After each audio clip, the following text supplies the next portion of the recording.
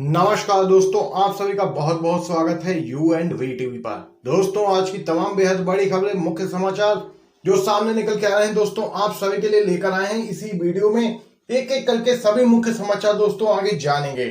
तो चलिए पहली बड़ी खबर आपको बताते चले दोस्तों। दिल्ली से दोस्तों एक बड़ी खबर निकल के आ रही है। किसानों का आंदोलन पंजाब हरियाणा होते हुए पहुंच चुका है दिल्ली। जी हाँ दोस्तों, कृषि कानून के खिलाफ प्रदर्शनकारियों ने इंडिया गेट पे जलाया एक ट्रैक्टर। जी हाँ दोस्तों, केंद्र सरकार द्वारा संसद के दोनों सदनों से पारित किए गए 3 कृषि विधेयक जो कि राष्ट्रपति की मंजूरी के बाद अब कानून बन चुके हैं। तो वहीं दूसरी ओर कृषि कानून के खिलाफ देश भर में प्रदर्शन और भी उग्र होता हुआ जा रहा है। आपको बताते चलें दोस्तों, दिल्ली के इंडिया गेट पर सुबह कुछ लोगों ने एक ट्रैक्टर को आग के हवाले कर दिया है। दोस्तों, यहाँ पर जो सूत्रों के अनुसार जानकारी सामने निकल के आ रही है, आज सुबह तड़के करीब 7 बजे से 7:30 के बीच 15 से 20 हजार की संख्या में कुछ लोग किसान बिल के विरोध में दिल्ली में राजपथ पर जमा हुए। इस दौरान प्रदर्शनकारी अपने साथ एक पुराना ट्रैक्टर लेकर आए थे और किसानों ने विरोध के चलते इंडिया गेट के सामने उसी ट्रैक्टर को आग के हवाले कर दिया। और इस दौरान प्रदर्शनकारी किसानों ने मोदी सरकार से मांग की है कि वह इन तीनों कानूनों को वापस ले और यहां पर खूब नारेबाजी की है मोदी सरकार के खिलाफ। वहीं दोस्तों आपको बताते चलें, कृषि कानून के खिलाफ प्रदर्शनकारियों ने सरकार को साफ कह दिया है कि जल्द से जल्द सरकार इसके लिए कोई स्पष्ट तौर पे कदम उठाए, नहीं तो आंदोलन को और भी उग्र किया जाएगा। तो दोस्तों ये बड़ी खबर सामने निकल के आई है दिल्ली से। इसी के साथ एक और खबर आप सभी को बताते चलें। दोस्तों एक बेहद बड़ी खबर सामने निकल के आ रही है। बीजेपी की मंशा है हाईटेक ईवीएम की।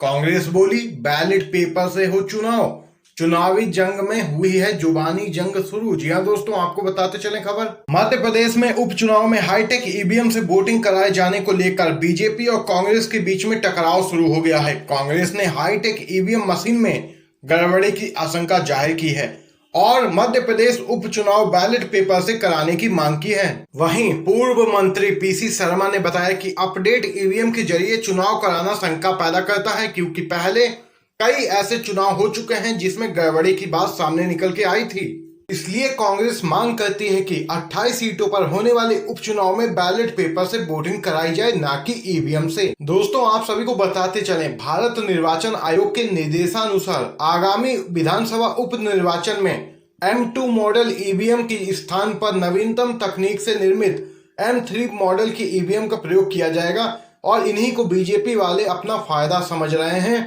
और कह रहे हैं कि हाईटेक ईवीएम मशीन से वोटिंग कराई जाए।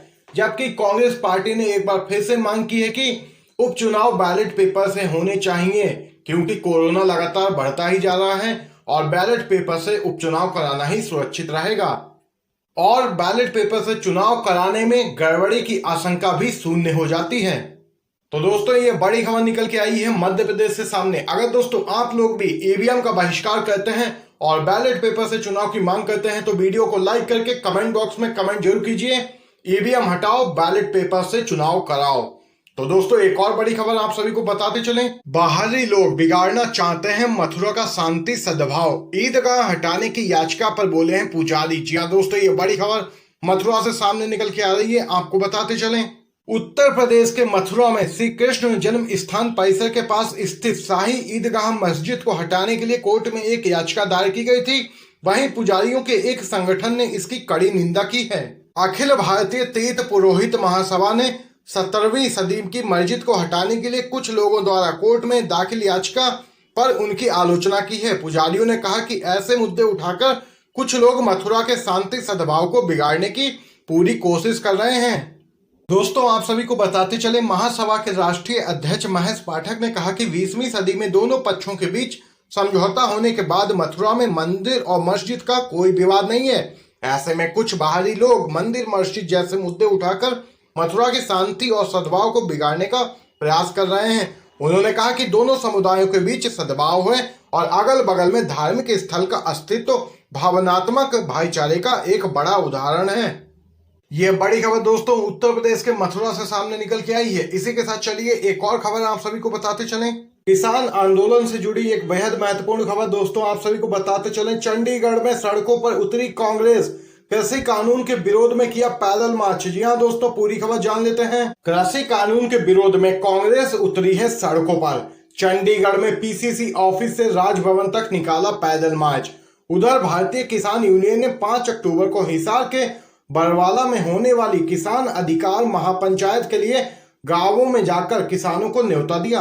अब होगा सबसे बड़ा किसान आंदोलन, राकेश बैन्स का बड़ा बयान। जी हाँ दोस्तों, भारतीय किसान यूनियन के प्रवक्ता राकेश बैन्स ने कहा है कि 3 कानूनों को लेकर भारतीय किसान यूनियन ने अब तक 5 आंदोलन किए हैं, लेकिन फिर भी केंद्र सरकार आंख और कान बंद किए बैठी है। अब छठा आंदोलन जो होगा वह अब तक का सबसे बड़ा आंदोलन होगा, जिसमें आर पार की लड़ाई लड़ी जाएगी।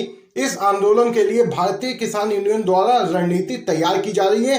3 से 4 दिनों में इसकी घोषणा भी कर दी जाएगी।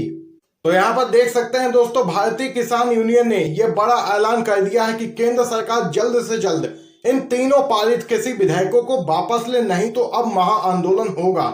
यह बड़ी खबर निकल गई दोस्तों। एक और खबर आपको बताते चले इसी के साथ। केंद्र की मोदी सरकार और कर्नाटक की येदियुरप्पा सरकारें किसानों के जीवन और आजीविका पर शैतानी हमले कर रही हैं। कांग्रेस पार्टी के नेता सुरजेवाला ने एक बार फिर से साधा है निशाना किसानों के मुद्दे को लेकर। जी हाँ दोस्तों, पूरी खबर आपको बताते चले। केंद्र और कर्नाटक सरकार को किसान विरोधी सरकार करार देते हुए कांग्रेस पार्टी के महासचिव रणदीप सिंह सुरजेवाला ने आरोप लगाया कि दोनों सरकारें किसानों की जिंदगी और आजीविका पर शैतानी हमलों की शुरुआत कर रही हैं।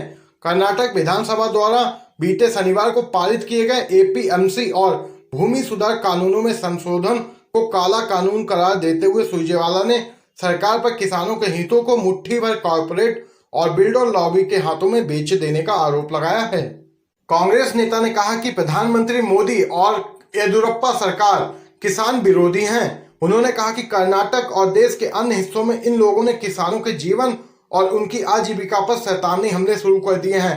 सुरजेवाला ने कर्नाटक विधानसभा में पारित एपीएमसी और भूमि सुधार कानून में संशोधन संबंधित विधेयक पारित किए जाने तथा हाल ही में संसद में कृषि संबंधी 3 विधेयकों के पारित किए जाने का हवाला देते हुए कहा कि कांग्रेस पार्टी इन बिलों को बिल्कुल बर्दाश्त नहीं करेगी और सड़क से लेकर संसद तक इनका विरोध किया जाएगा।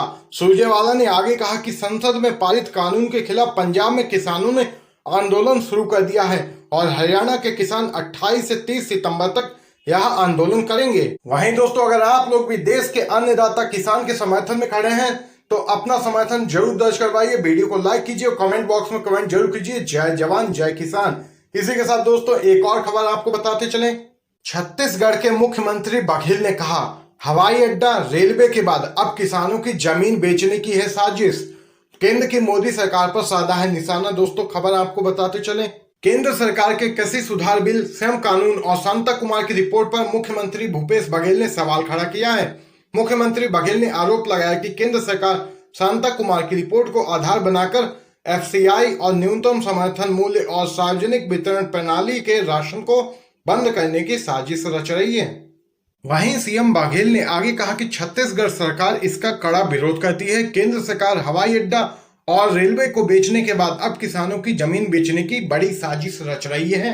यह बड़ी खबर दोस्तों छत्तीसगढ़ से निकल के आई है। इसी के साथ चलिए एक और खबर आपको बताते चलें। लोकतंत्र को धीमी मौत दे रही है मोदी सरकार। अहम कानून बनाने में भी राज्यों और विपक्ष की बात सुनने की जरूरत तक नहीं समझी गई।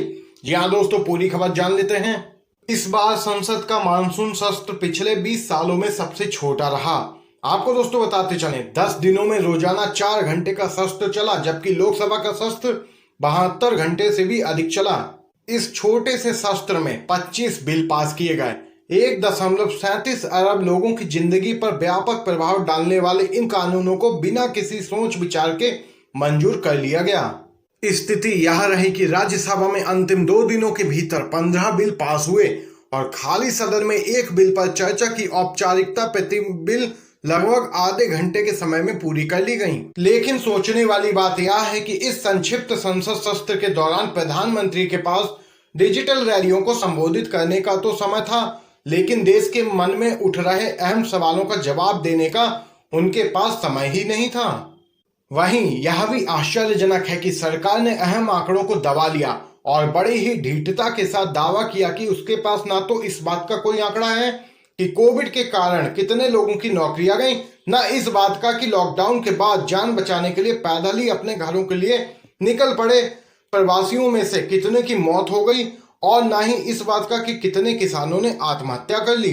वहीं इसी कारण कांग्रेस सांसद शशि थरूर ने एक व्यंग्यात्मक लहजे में यह कहा कि एनडीए का नया मतलब तो अब स्पष्ट हो गया है, नो डेटा अवेलेबल। जी हाँ दोस्तों, एनडीए का मतलब बताया है शशि थरूर ने, नो डेटा अवेलेबल, यानी कि सरकार के पास कोई भी डेटा नहीं है, चाहे वो प्रवासी मजदूरों का हो या कितनी नौकरियां गई या कितने किसानों ने आत्महत्या कर ली। तो दोस्तों देख सकते हैं, लोकतंत्र को धीमी मौत दे रही है मोदी सरकार। अहम कानून बनाने में राज्य और विपक्षों की बात नहीं सुनने का लगाया गया है आरोप। यह बड़ी खबर सामने निकल के आई दोस्तों।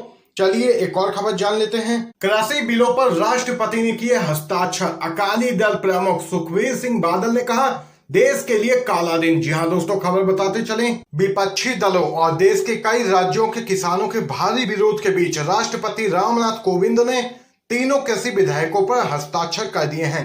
राष्ट्रपति के हस्ताक्षर के साथ ही ये विधेयक अब कानून बन गए हैं। शिरोमणि अकाली दल के प्रमुख सुखबीर सिंह बादल ने इसे भारत के लिए एक काला दिन बताया है। अकाली दल प्रमुख सुखबीर सिंह बादल ने कहा कि यह वास्तव में भारत के लिए एक काला दिन है कि राष्ट्रपति ने राष्ट्र के विवेक के रूप में कार्य करने से इनकार कर दिया है। हमें बहुत उम्मीद थी कि वह इन बिलों को संसद में पुनर्विचार के लिए लौटा देंगे, जैसा कि अकाली दल और कुछ अन्य विपक्षी दलों ने मांग की थी। गौरतलब है कि इन कृषि विधेयकों का पूरे देश में जोरदार तरीके से विरोध हो रहा है। खास तौर से पंजाब और हरियाणा के किसान इस बिल के विरोध में सड़कों पर उतरे हुए हैं। वहीं दूसरी तरफ विपक्षी दल भी इन विधेयकों का विरोध कर रहे थे। यहां तक कि एनडीए में शामिल शिरोमणि अकाली दल ने इन बिलों का विरोध करते हुए पहले सरकार और फिर एनडीए से बाहर जाने का फैसला कर लिया। बता दें कि शिरोमणि अकाली दल बीजेपी का सबसे पुराना सहयोगी में से एक था। दोस्तों आज की तमाम बेहद बड़ी खबरें आप लोगों ने U&V टीवी पर जानी हैं। दोस्तों आपको वीडियो पसंद आए हो, वीडियो को लाइक कीजिएगा और चैनल पर नए हैं तो लाल कलर के बटन को भी जरूर दबाइएगा दोस्तों। और ज्यादा से ज्यादा इस वीडियो को अपने सभी दोस्तों में शेयर कीजिए। वीडियो देखने के लिए आप सभी का बहुत बहुत धन्यवाद।